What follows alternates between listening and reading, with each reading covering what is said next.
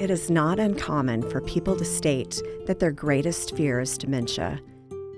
Empowering Seniors is tackling this topic head-on. Join us as we continue this journey together. Welcome to Empowering Seniors. We're covering dementia, and today I'm with Dr. Jeffrey Burns. Dr. Burns, thank you so much for being on the program. Well, thank you for having me. We're at KU Medical Center. Tell us a little bit more about where we're at. Okay, well, we're at the KU Medical Center in Kansas City, Kansas, and this is the KU Alzheimer's Disease Research Center. We're one of 33 Alzheimer's disease research centers in the country. That's sort of our headquarters here, where we do research and a lot of clinical care, taking care of patients with Alzheimer's and other disorders, and have a lot of education and training programs as well. Very good. What is your specialty within? You said there's 31 or 33 clinics. What is your unique specialty? Oh, that's a good question. So there's 33 Alzheimer's research centers around the country. We all do a lot of the same stuff, and then we all have our own sort of signature themes. And ours is metabolism. Actually, we think metabolism and then mitochondria, which are the powerhouses of the cell, we believe that that they are in some way related to Alzheimer's disease. And so our sort of signature theme is studying metabolism and mitochondria and how they're related to Alzheimer's disease, and then can we target those for therapies?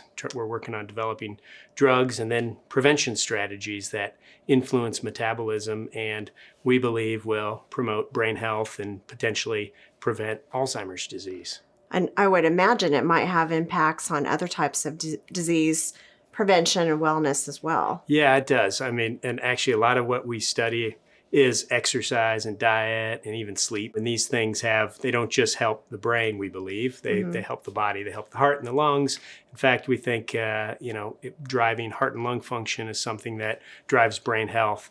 And so we're studying those connections and trying to understand, are there better strategies for using what we're learning about heart and lung function and in relation to brain function? Can we use those as strategies to reduce the risk of Alzheimer's disease for people? So what are you thinking in terms of diet? We preach a healthy diet, and that, what is a healthy diet changes from decade to decade. And today, the most evidence exists for the Mediterranean diet for promoting brain health. And so we're studying Mediterranean diet, and if somebody goes on the Mediterranean diet, will that help them, maintain a healthier brain? And we have a large study focused on the Mediterranean diet. For our patients, we actually preach the Mediterranean diet. We tell them if you're going to shift your diet, the Mediterranean diet pattern is probably the best one for brain health. And so people can look up and find out more about the Mediterranean diet, but what do you think are like the key components? Key components are healthy fats, so olive oil, avocado, not a lot of carbs, so not a lot of white breads, but have multi-grains, fish, not a lot of red meat, and then maybe a little red wine. Not a lot, but a little. So red wine is better than white wine? Maybe. Now we're getting controversial. Yeah, now so a little bit of alcohol, but not too much. 1 drink a day for women, 2 for men is probably good for general health and maybe good for brain health. And exercise. I think exercise is so important. And sometimes when people are interested in losing weight or promoting losing weight, they'll say, oh, and you don't even need to exercise. How do you feel when you hear that? Oh, well, diet is critical for weight loss, but so is exercise. Some people argue that maybe if you're really going to lose weight, you really got to focus on your diet first, but you need to augment it with exercise as well. We study both. We've been studying exercise a lot longer, not for weight loss, but for brain health. Okay. Our studies have shown that physical exercise, getting out and walking every day. And that's what we're studying, is getting out and walking for 30 minutes a day. What's its impact on the brain for people with memory problems and for people without memory problems? And we believe it's helpful. That's no surprise. We're trying to prove the science behind it. And so we think it's never too late. And, so even if you got some memory issues, get out and walk every day. Even 10 minutes a day probably has benefits. So, and again, what we need to do is drive heart and lung gains. We need to, increase heart and lung function we believe translates into brain health benefits. So when I say that, I mean cognitive benefits, and then we do a lot of brain scans to look at the structure of the brain, and we think we may even see some shifts in that with age and with Alzheimer's disease to the better. And so if you have inclement weather, what about walking indoors as opposed to outdoors? Yeah, what we're studying is actually, treadmill walking, indoor walking, outdoor walking. So anything to drive heart and lung function. Okay. So if you can push yourself to get a little bit out of breath and increase that heart rate, then do it consistently so that you're seeing those gains in heart and lung function. We think that drives better brain health. And you mentioned sleep. So tell us about the importance of sleep. Well, yeah, so there's a lot of research that links sleep with brain health and even Alzheimer's disease. And we're learning more every day. But the bottom line, and I think this is common sense, as well as good exercise and good diet, but sleeping's linked with your mental health. It's linked with how well you're thinking on a day-to-day basis, and it's linked with things like dementia. So a good night's sleep is important, going to bed at regular times, getting up at the same time. So good sleep hygiene, we call it, is important. And then it's really important if somebody has sleep apnea that they treat it. So we're very vigilant about looking for evidence of sleep apnea in our patients and making sure that it's treated, because if somebody goes years without getting good deep sleep because of their sleep apnea and they're having low oxygen levels during those apnea spells, that's not good for the brain. And so we got to make sure, so good sleep hygiene, and then making sure if you have sleep problems that you're addressing those. And so in simplest terms, what is sleep apnea, and how might someone think that they might need to get checked out? Yeah, so sleep apnea is when the airway closes up temporarily. Basically, if somebody snores and they awaken suddenly multiple times a night, that's a sign of sleep apnea. The things we look for when we're talking to patients are, do you snore? And then how do you feel in the morning? And do you fall asleep all throughout the day? If that's the case, if you have any given moment, you're watching a TV show, you're nodding off, that's a sign you're not getting good deep sleep. And so if you snore and you have a lot of sleepiness during the day, it's something to talk to your doctor about. What about naps during the day? Or what's your thinking on taking an occasional nap, or maybe a nap every day? Yeah, I think, as we get older, people nap more and need a little more sleep. And they're perfectly fine as long as they're not interrupting the nighttime rhythm. So short naps are probably better than really long naps. And so, especially for our patients with Alzheimer's disease, they tend to nap a lot more and more. And that's okay, as long as, again, we're not sort of sleeping so much that we can't fall asleep at night or sleep through the night. I tell people, if you need a nap, maybe schedule a nap. Schedule a 30-minute or an hour nap once or twice a day. But try to go to bed at the same time and wake up at the same time. How long should people sleep? I'm sure that might vary, but... It does vary. And it's hard to put a number on it, maybe 7 to 10 hours, I would say. And what we've found is people who sleep less than that and people who sleep more than that have higher risks of health issues. So you kind of want to get in the zone there. But if you're chronically undersleeping, and if you're chronically oversleeping, that can be it can be either a sign of issues, or it's possible it could put you at risk for health issues down the road. What if someone just wakes up a time or two during the night? How should they be discouraged at all, or think that their night is ruined? No, I don't think so. Try to get back to sleep, but that's normal for people to awaken, and actually more and more awakenings as you get older happens, and not necessarily a sign of anything bad, but and not something to get discouraged about. Okay, so you're kind of looking at the overall length of time that you're sleeping, even if you had those waking periods. Yeah. What can people do to maybe fall back to sleep easier? Oh, no, that's a good question. Don't get up and look at your phone. Don't turn screens on. Maybe get up and drink some water. Have a little sip of water, not too much. You have to get up a little while later, and then try to get back in bed.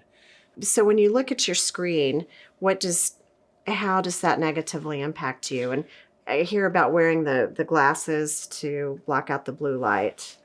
Yeah, so light triggers that circadian rhythm. So light from computers like sunlight, wakes you up, and it goes right into the key parts of the brain that are responsible for circadian rhythm, and it turns them on or turns them off. The key parts. So tell my kids this all the time. Don't be staring at a screen and expecting to go right to sleep, because that's turning it right to your suprachiasmatic nucleus. It stimulates that, and it influences your circadian rhythm. So you do want to reduce that light at night, or turn on the nighttime features that they're starting to put in all the phones. Okay. Important to do that. So you've talked about cardio, which is the heart and lung function. What about strength building? Well, that's a study, or that's a question we're studying right now. Actually, we were just funded from the National Institutes of Health to study aerobic exercise and strength alone and in combination, to try to understand, what's the best amount for brain health. Okay. The questions like how much is enough and what types of exercise, those are things we've been working on for 15 years. I mean, we don't have precise answers for everything, but that's exactly what we're working on. So give us 5 years and we'll have a good answer for you. I think it's exciting that the National Institute of Health and important research centers are really focused on that. And I hear the acronym DESS sometimes: diet, exercise, sleep, stress. And so how does stress impact the brain?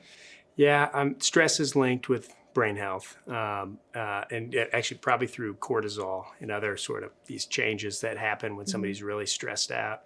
So you want to, the link isn't totally tight, if you will, but it's there. And if you're feeling stressed, you need to get out there and get some exercise, meditation, mindfulness practices, things like that to bring the stress down.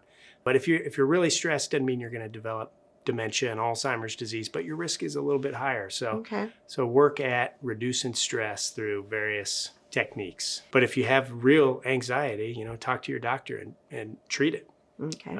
It's not a weakness, it's a brain thing, and it's important to treat those things. Okay.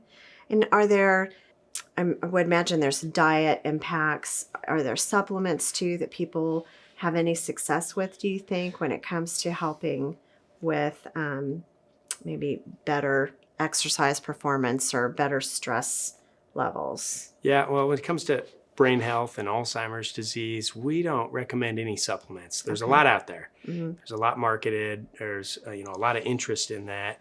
But in terms of actual proof that any of them work, we're not convinced yet that there's enough. So, for instance, I'm not taking any supplements, and I don't recommend any for my patients. Now, if somebody comes in on supplements and says they really like this, I don't have evidence to say that doesn't work or that does work. So I just say, if you believe it, great, go for it. As long as it's not hurting you.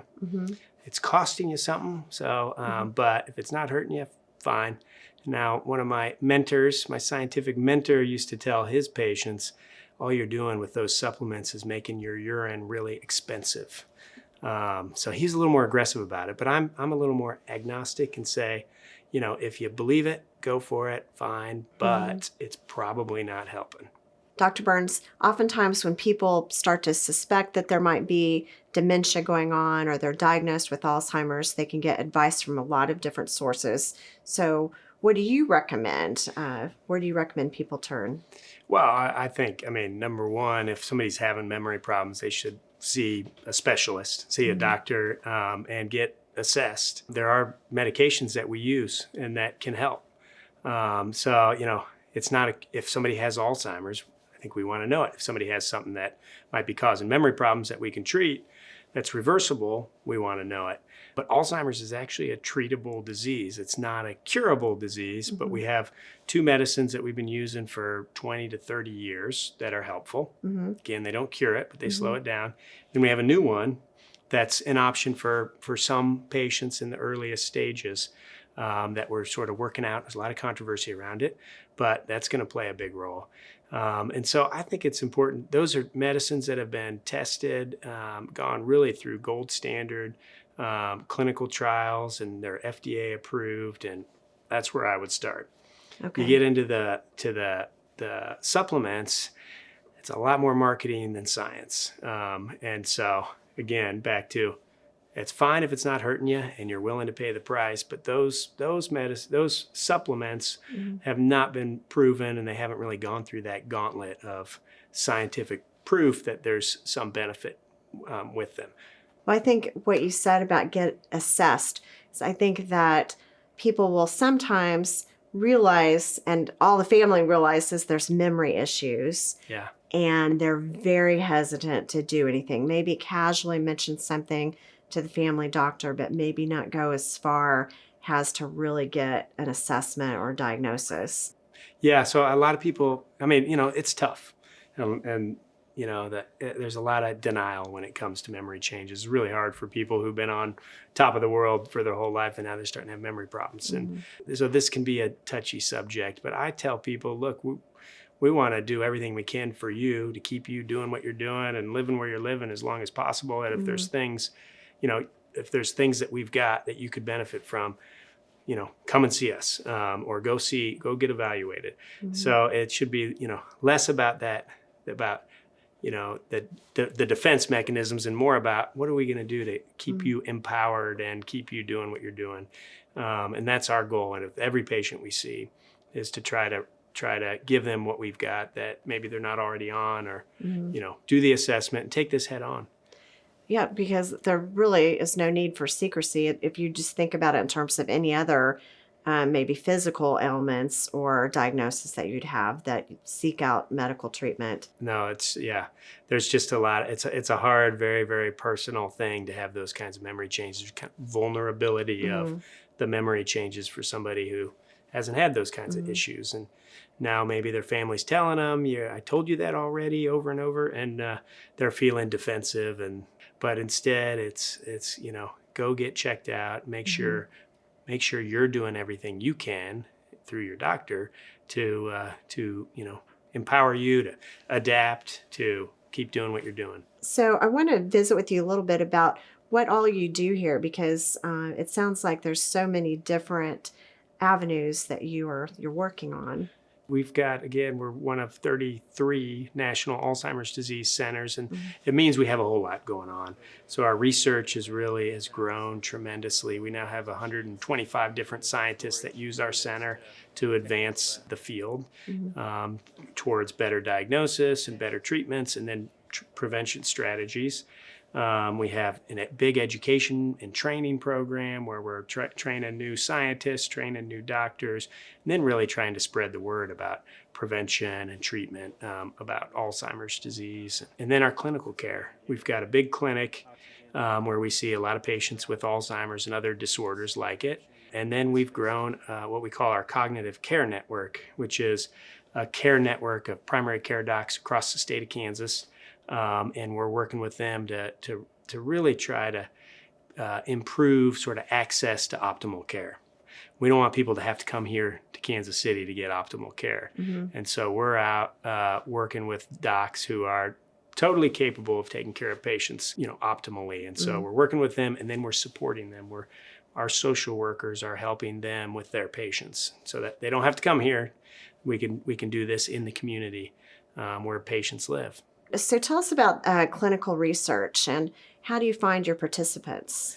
Yeah, so we have a large portfolio of clinical research projects. What that means is we're testing drugs, we're testing exercise, we're testing diet, really trying to understand how do those things impact the disease, or do they prevent or delay the onset for people.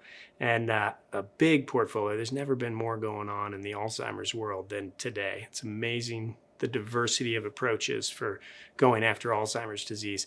And but the one issue that we struggle with more than anything else is getting volunteers into our studies. The number one thing that slows us down more than anything else is finding volunteers to move that research forward. So we work really hard trying to spread the word that we're here, we're doing this work, and we need volunteers. We do an amazing job. We've got hundreds, if not, we've well over 1,000 have worked with us already. And we need more and more. And there's nothing that slows us down, not even money, which is always an issue. It's how do we pay for all this? But the thing that slows us down more than anything else is finding the volunteers, enough volunteers. We find a lot, but finding enough to move the research forward. So what kind of volunteers are you looking for? Generally, so we got probably 30 different studies we're recruiting for right now. But so just to kind of sum it up, it's about 60 to 65 and older with and without memory problems. So if you're totally healthy, you could probably participate in one of our prevention themed studies where we're trying to understand how do we keep a healthy brain healthy. And then if there's people with memory problems, Alzheimer's disease, if it's overt Alzheimer's or even the mildest forms, what we call mild cognitive impairment, or if somebody doesn't know, they just know they're having a little bit of memory change, we have a study that probably suits them.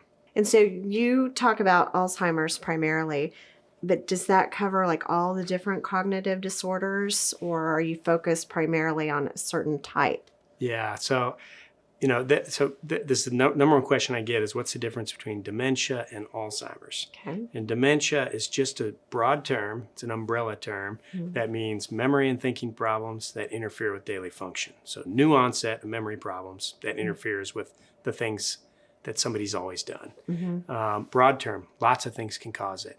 Alzheimer's is the number one cause. Okay. So 60, 70% of people with dementia have Alzheimer's. But other things can cause memory changes like stroke, Parkinson's disease, something we call Lewy body, frontotemporal dementia.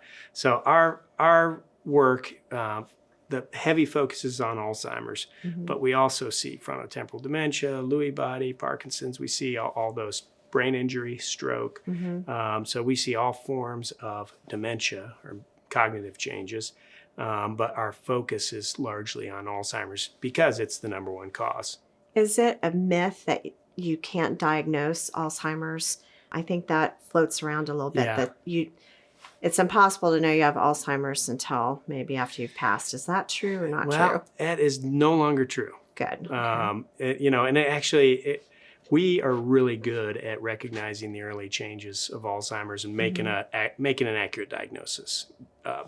Just in the last decade, we've really moved forward in the field of what we call biomarkers, where we're able to now look at even in the blood and begin to see change, measures that reflect whether or not somebody has specifically Alzheimer's disease. So the field of the diagnosis of Alzheimer's and other disorders has really accelerated in the last decade. And so there's a couple ways to answer your question. One is we're really good just sitting in the office like this, making a diagnosis of Alzheimer's. We're not always right, but we're usually right. And now we're able to sort of augment that clinical interaction with things like blood measures or spinal fluid measures, or even brain imaging, special new brain imaging measures to tell us whether or not somebody specifically has the plaques and tangles in the brain of Alzheimer's disease. So no matter where someone is, how can they go get a diagnosis or an assessment? An assessment? Well, I'd start with your primary care doc. It may require you to see a neurologist or some psychiatrist specialized in memory. So a specialist in memory. We often do cognitive testing. It's something we do here in our clinic, or we send to neuropsychologists who do cognitive testing. And then there may be a series of tests that we end up doing, like an MRI scan is something we almost always do. But I would start talking to your primary care doc. Tell us about LEAP. Yeah, so we wrote a book and developed a big program that we call LEAP that stands for Lifestyle Empowerment for Alzheimer's Prevention. And it's kind of our answer to the question of what should I be doing right now to reduce my risk of Alzheimer's? What we did was we pulled together all the latest information, evidence base, the latest science, including the stuff that we're doing, pulled it all together and put it into a book that's easy to read and that we give to our patients. It's focused on a lot of what we talked about already: exercise, diet, sleeping well, stress reduction, those common sense things. But it puts the science in place and hopefully motivates people. And so out of that program, we've got the book, but we've also got a number of different programs that we've developed to help, educate people on what they can do to empower their lifestyle to take some control of their risk of Alzheimer's disease. And to give you one example, we are testing in a big trial, big study, whether our primary care docs in our health system here can prescribe this program by clicking a button when they're interacting with the patient and then it goes out and to the YMCA or our Kermeyer Fitness Center, delivers that program to the patients, and then a year later, we're hopeful that patients are healthier. The click of a button by the doc. Idea is create for the doctor a tool to prescribe, sort of bottle exercise for them to prescribe, and the patient to motivate and get them to initiate exercise and diet and lifestyle strategies, and then sustain that over time. And that's the hypothesis we're testing. But if exercise, here's the premise of this is, if exercise and diet really are good for our brain, if they really are something that might prevent Alzheimer's, we don't use it very well as a field. Physicians, neurology, memory specialists, we don't have a lot of ways to use it really well. And so, that's why we've done this, is package it up best we can, and then give it to primary care docs to prescribe. Well, I know there's a lot of people out there that are really into nutrition or exercise science that have got to be thrilled to hear that. Yeah. And just overall, how hopeful are you about the whole spectrum of improving these issues that we have with dementia? I'm very hopeful. I've been at this for about 20 years now, and it's never been more exciting than it is today. There's more diversity in our approaches of how we're going after Alzheimer's disease on the research side. Our diagnostics are improving every day, almost to the point where we're drawing blood and actually measuring things in the blood that reflect Alzheimer's disease. I don't think it's a question of if we're going to cure this disease. I think it's a question of when. We're already bending the curve in terms of prevention, and we have new drugs. A new drug that just came out this year. A lot of controversy about it, but it's a new drug, and that's the first time in 18 years, and that's a sign that there's a lot going on.